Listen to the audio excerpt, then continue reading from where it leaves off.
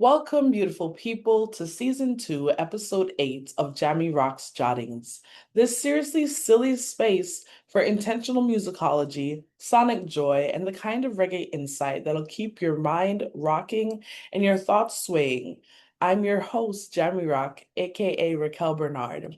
Let's jam our way into an interview with returning guest, Dizzle Virgo. Th- Hi. This time, I will be asking him the questions, and we will primarily be discussing the one drop beat, its evolution, as well as dancehall clash culture. Dale, how are you doing?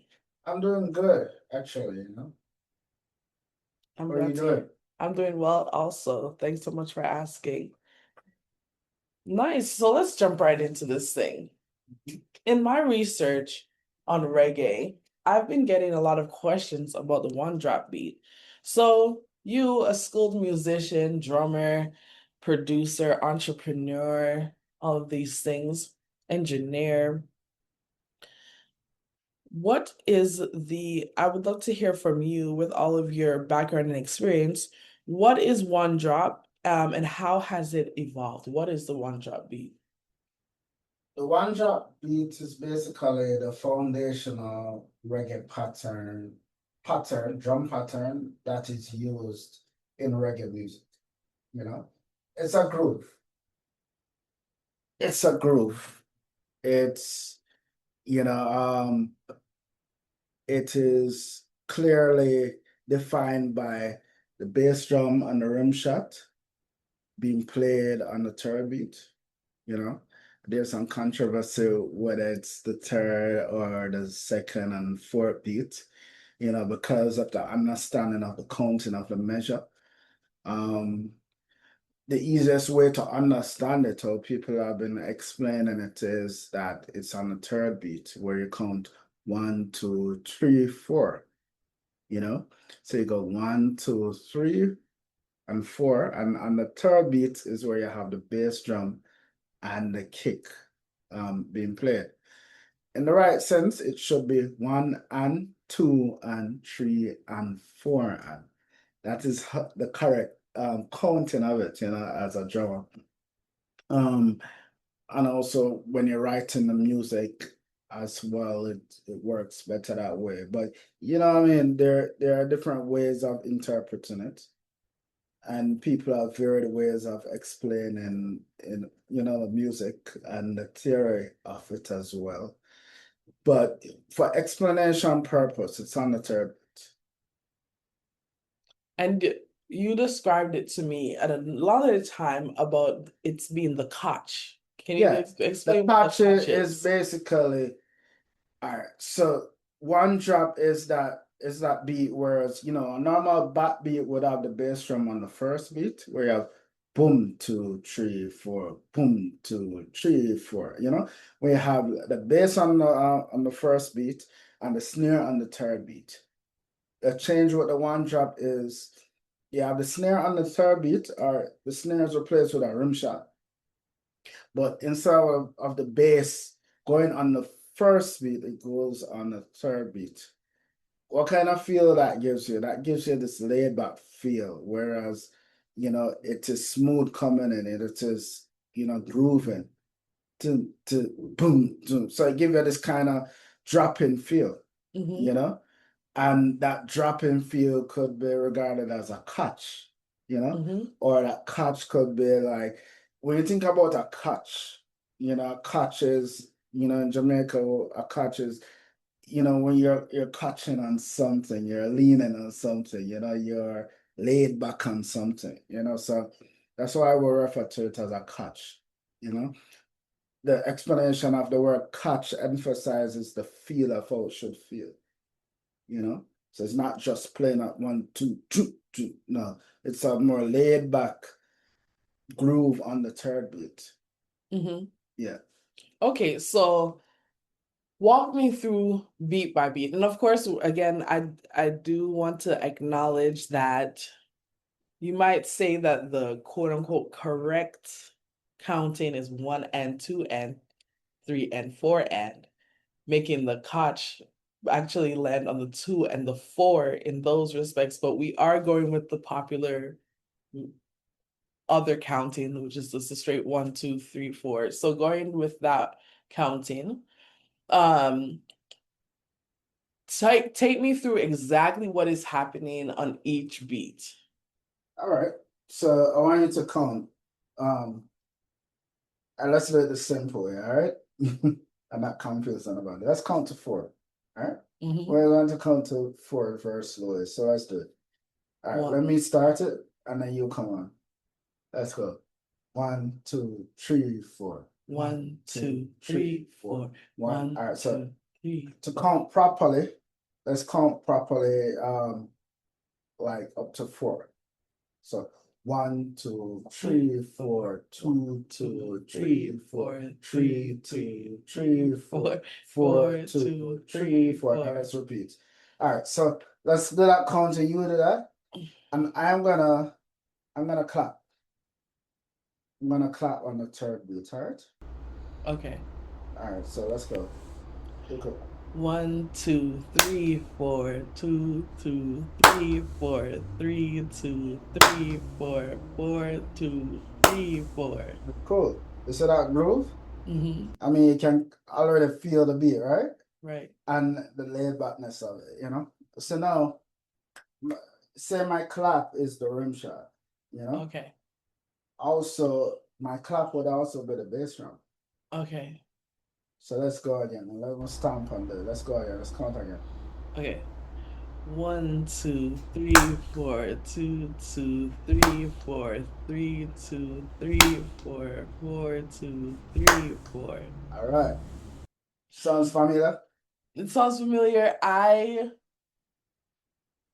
want to apologize to the listeners right now because Zoom does a good job of canceling out background sounds, so you may not be able to hear the claps and the stomps. We're gonna need if we go back through, we'll try to make sure the audio gets that out to you all. But if we fail, sorry about that. Disclaimer. Disclaimer, yes. So okay, so what's happening on the 1, 2, and 4? They don't have the bass drum, they don't have the rim shot, but what's happening? The snare? sometimes a snare is no. The 1, 2, 3, 4 is the hi-hat playing. Okay. You know? So 1. So every time you count, that is probably a hi-hat pattern. That's one pattern.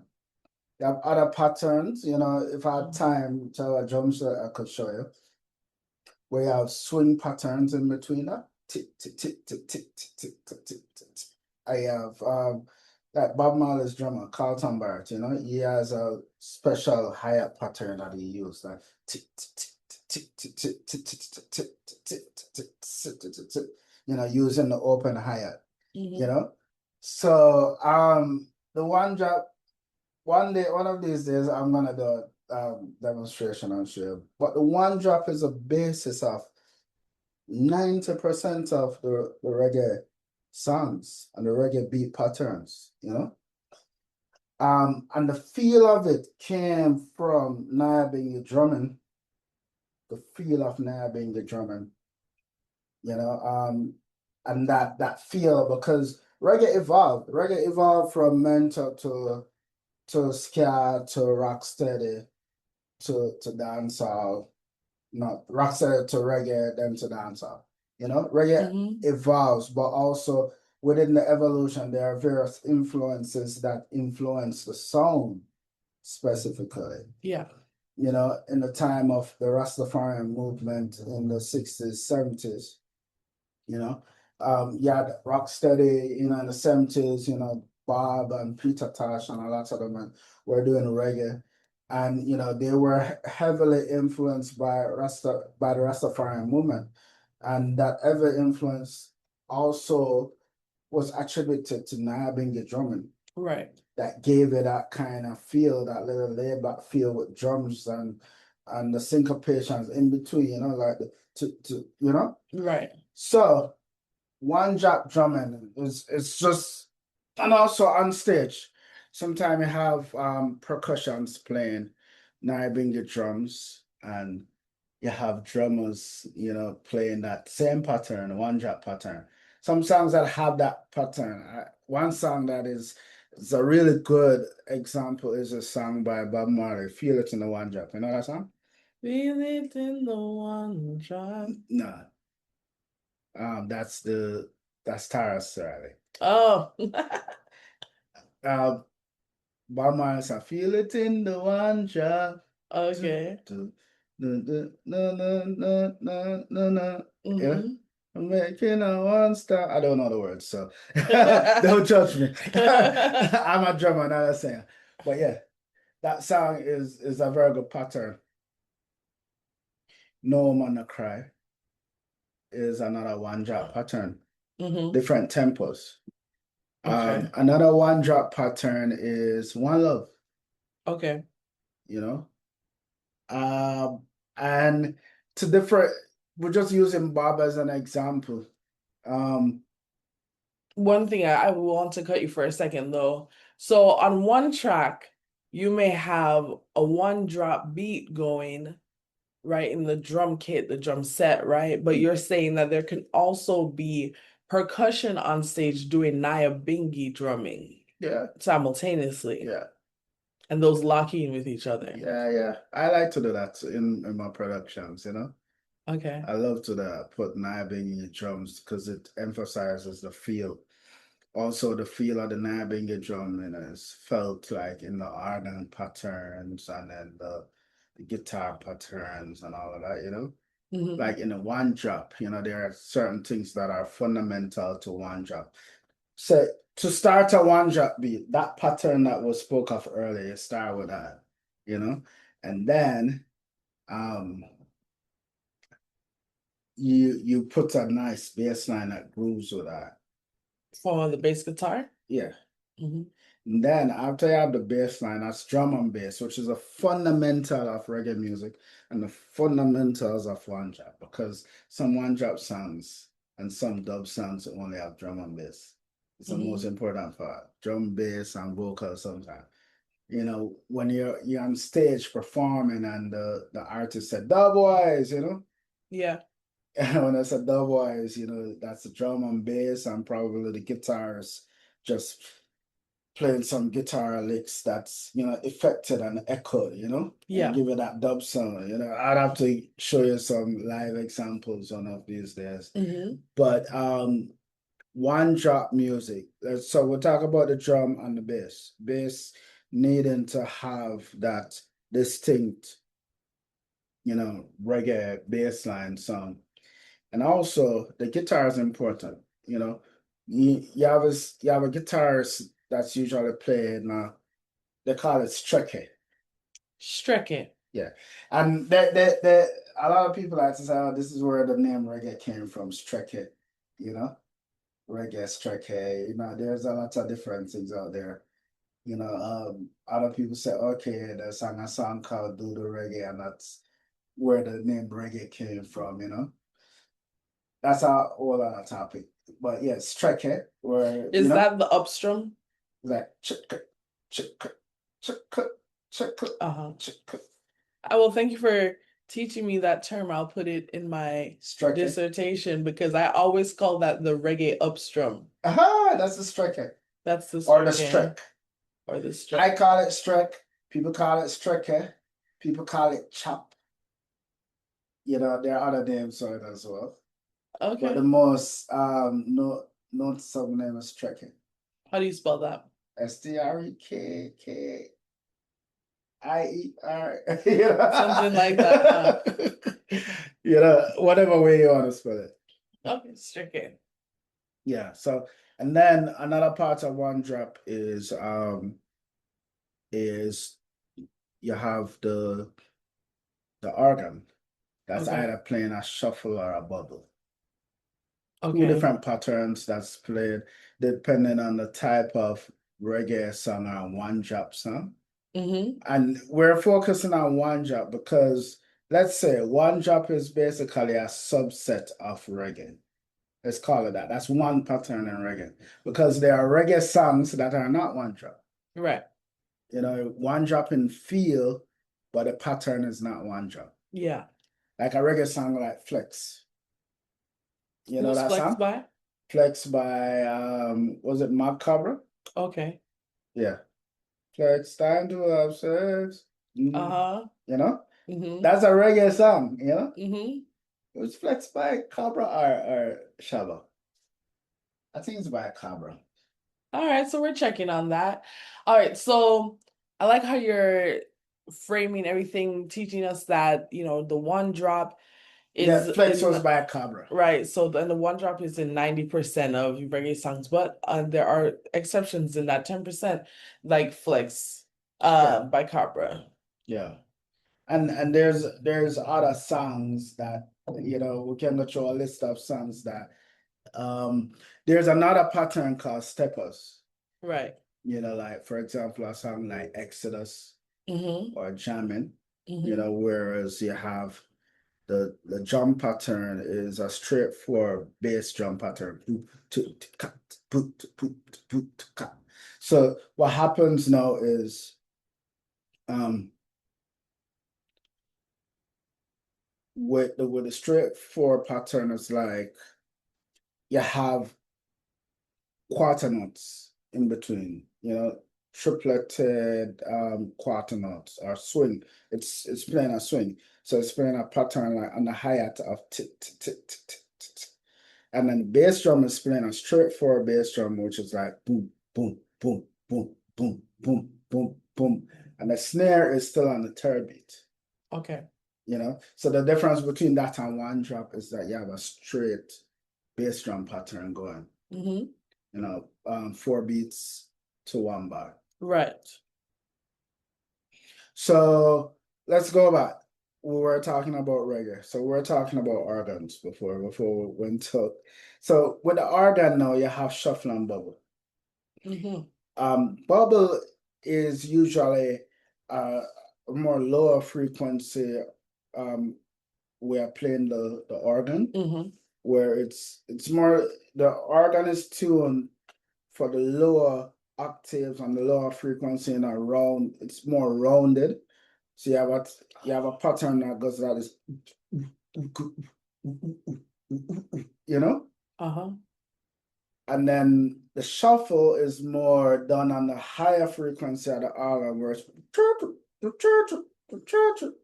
Uh-huh. and that is part of reggae as well. Mm-hmm. It is used interchangeably. And that's part of one drop as well. And then the next instrument that is used in one drop is the piano. And piano is usually playing a pattern where you're playing chang, chang, chang. There's a one note, Yeah. uh, and we normally call it a bang. A bang. Bang, B-A-N-G. Okay. So I say, okay, bang the keyboard, ching, ching. If you ever see some of my sessions, Mm-hmm. that piano track is called a bang. Okay. So ching, ching, ching, ching, ching, ching. So the organ is playing the bubble, you have the bang, and you have the striker go check, check, and then you have the drum pattern go boom, and you have a strong bass line grooving in between. So I know I'm just like talking and explaining. I don't know if you guys can visualize what I'm saying, You're but painting the picture, definitely painting the picture, and yeah. I appreciate that. I had a question about Nyabingi pattern though. So there are three different drums, right, associated with Nyabingi. Mhm. And so could you walk us through what those three drums are and what they are doing?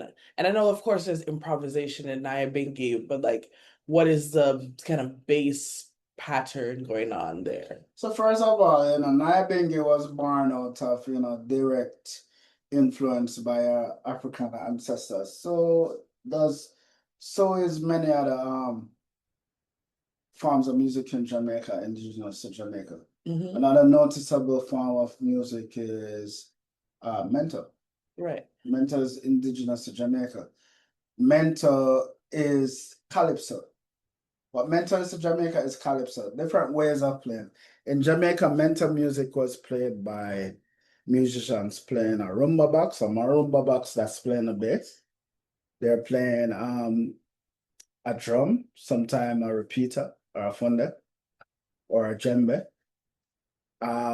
They're playing a fiddle or a fife or a piccolo or some wind instrument sometimes or a saxophone and sometimes a banjo player and a guitar player, you know. For and there are other forms of music that were created. You know, you have John Kono, you have Komina, you have Nyabingi, which Yeah. was more slower and spiritual. Yeah. Nyabingi, the drums that you refer to, three important drums. You know, you have the bass drum, which is they call it a heartbeat. You know, the big bass drum. You go, doo, doo. You know, some depending on the pattern, it's all in the groove. And then you have the funde, you know, that's played on a drum with a specific pattern. And then the next drum is the repeater that is playing, you know, more top end patterns that are a little bit more busier. So those are the three important drums that are used in Nyabingi.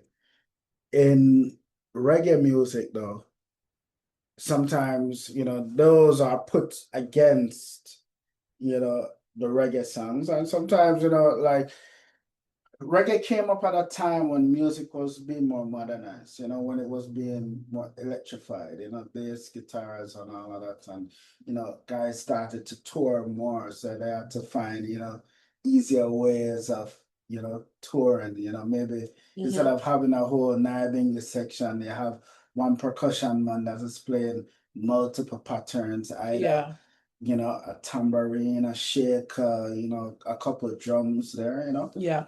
And, you know, given that variance of sound. That's so cool.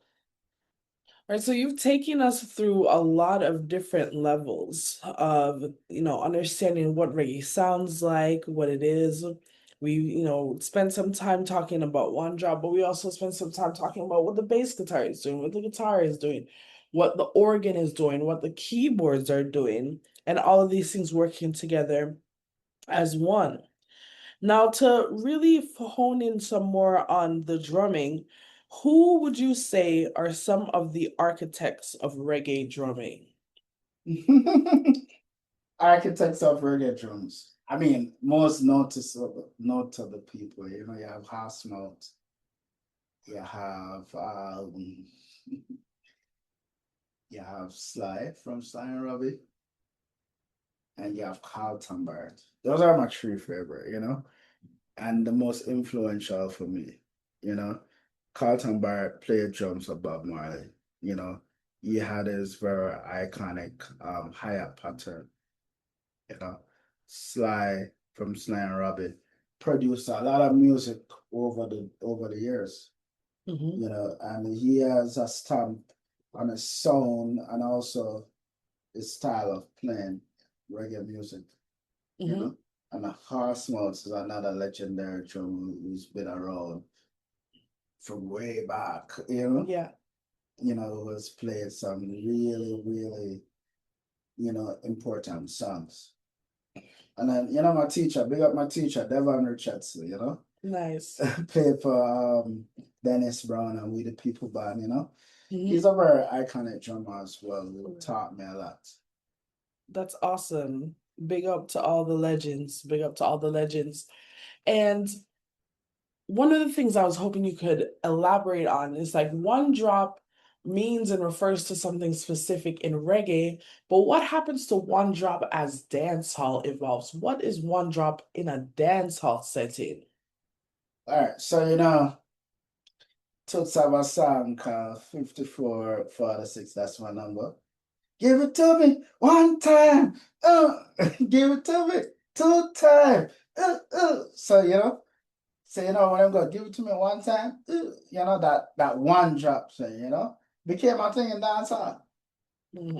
People start doing give it to me one time, you know, stuff, and then dancehall evolved you know, how dancehall evolved out of the dancehall music evolved out of reggae music. The earlier dancehall songs were actually reggae songs that were kind of stripped down and guys started toasting on it, you know? Yeah. You know, like, and also dancehall evolved out of drum and bass music, you know, so the parts of the music where it was less busy. I had the drum and the bass alone playing with some dub elements, and guys started DJing and toasting over that or clashing, you know. And the clashing is a thing in the culture where guys usually, you know, do like call it like rap battles against each other, you know, and saying, okay, who are the best, who take her, who for um with a girl, you know, or whatever, you Yeah. know, all of that stuff. You know, and you know, sometimes they're singing about religious topics and all of that. Jamaica is where like that. You know, in the middle of the dance, you hear somebody, you know, singing a song or give praise to the Most High and everything, and then another song will talk about another girl. You know, that's how Jamaicans are, very random. You know, so the one drop knows, and it evolved out of that pattern where they had a one bass hit, like dun, and then that one bass hit would be call it that's a hit. You have a beat. You have four beats in a bar, right? Yeah. So it will be on the first beat in the bar, just one hit. Dun, 2, 3, 4. Dun, 2, 3, 4. Dun, two, and then you know, on that pattern, dun, dun, and then DJ over that. Jahmi Roc. Da da da da da da yeah, can. Da da da da da da da da da da da da da da da da da da da one, you know, like that Yeah. one drop, you know. Dun, da na na na na na na na, you know. So Yeah. dancehall's pattern evolved out of that kind of one drop. Okay. So they'll confuse that one drop in dancehall with the one drop pattern in reggae Right. and the beat in reggae. Thank you. And we started to talk about it a little bit. But what do you think? Because, well, one of the things that come to my mind is that dance hall one drop comes up in sound clashes, right? So can you talk a little bit about how that works? Like, how does it get introduced into the setting of sound clashes? And then just elaborate a little bit on the cultural significance of the sound clash. What, is clash culture social commentary? Mm-hmm. Oh, sorry, another drummer more big up still over there in LA, you know, Santa Davis. Okay, what's up? You know, I think it was Peter Tosh's drum. Okay, Mm-hmm. okay. And he plays used to play for Black Hole and Roots Radic. You know, a band in LA called Soul Syndicate, you know? Oh yeah. Yeah. So he's legendary. You know, he plays with Ziggy Marley as well. I saw him playing for Sister Nancy at the Dog Club Okay. last year, you know. Very good Mhm. drummer is around, you know. He's very iconic as well, Okay, you big know. up. Yeah, man. Yeah, man, yeah, man. And then, you know, you have original drummers like Leiden who play for the Scatterlights, House Note as well, play for the Scatterlights, you know. So there are some really good drummers out there that really, you know, paved the way for, you know, setting Jamaican music. Um, Excellent. Big up to all those drummers that you have mentioned. I steer us back to that last question though that we have. Um, how does that dance hall one drop come up in sound clashes and clashes anyway, right? So when the DJs are going at each other, like how does that work? And then to elaborate on that, what do you feel like these clashes are? Are they social commentary in some respects? What is that clash culture all about? all right, so how do these come up, Rob? All right, so the one drops, you're talking the dancehall one drops, That's right? all one drop. I mean, culturally in Jamaica, people started toasting and DJing, it's a sound system culture thing, and also where one drops came from is also on the sound system. Guys used to play like the reggae beats, and they have the fader, and they push up the fader, zoom, zoom, zoom, zoom, Yeah. zoom, and then push it up, zoom, So that movement on the fader and the mixing board, they did that, in the dance hall, and they started doing it on stage. Yeah. So how did it come? It's a common thing, you have a sound clash, you have a sound system, you have man start DJ. When you start doing that drop on the fader, fader drops like that, it gets the crowd excited. Yes. They love that. It gives the artist energy, and it is very monumental part of the culture. On stage, it's just culturally just part of it now when you're clashing. What is clashing and how does it work? Clashing is a way to showcase dominance. We're very competitive, and people want to make a point. People want to, speak about social commentary. People want to to things, speak about things to other people, speak about topics, Also, if there are two artists on stage who have two varied views on things, people like that competition where to say who is the more lyrical person, Right. And it's a thing in dancehall culture, like some of the younger generation now are not into clash culture because the world has gotten very soft, and people say, "Oh no, it's too rough. Clash culture is not good. Clash culture don't make any money." Some people feel like that, But I believe it's important because it's a competitive spirit. When you're doing clashes, you don't mean everything that you're saying to the other person. But there are cases in the past where clashes have become violent. Yeah.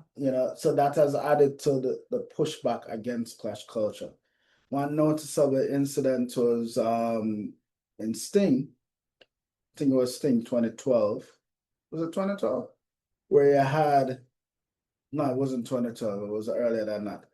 There was a Sting where you had Vybz Kartel and Ninja Man clashing against each other. And Vybz Kartel, I think, hit Ninja Man in the face with the microphone. Oh no. And then it erupted into a big fight. And there were death threats and all of that, and that whole scene got very violent. I think that was where the clash culture started to diminish. Yeah. And I believe that over the years, the younger artists that are out now, they aren't into the clash culture as much. And they aren't as lyrical as the older artists. Like if you want to see peaceful clashes, look at Papa San and Stitchy, Beat Man and Bounty Killer, Merciless and Ninja Man, Those were growing up as a Jamaican, those were clashes that people look forward to. Yeah. Bounty Killer brand himself as a poor people governor. Yeah.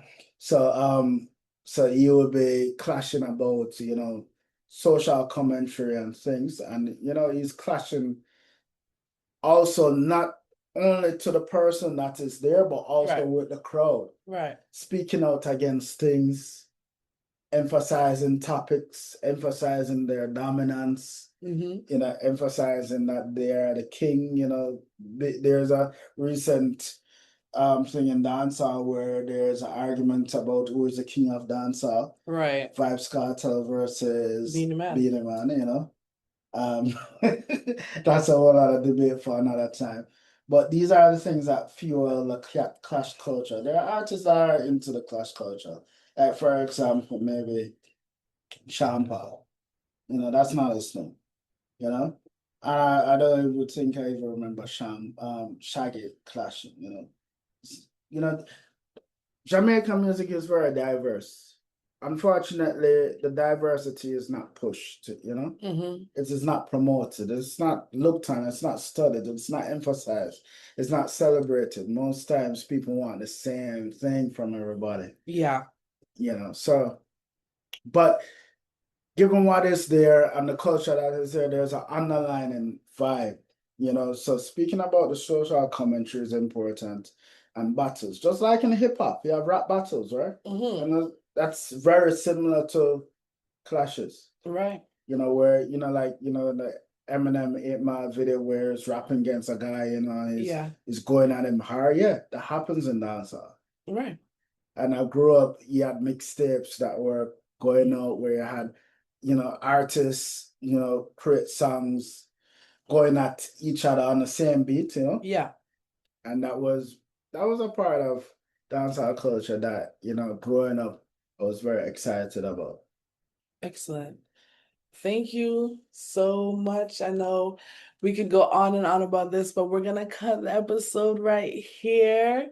I appreciate you, Dale Dizzle Virgo, for coming through. No problem. We spoke more about more we spoke about more than one job. But anyway, it's all relevant to understand because when you start looking into one job, you start asking more questions. What is this? What is Mhm. that? So I'm glad to come on again to discuss this. Looking forward to more conversations. Absolutely, absolutely. And to our listeners, thank you for listening. Wishing you a great week. Big up, bless up, big up in yourself. Take care, all right?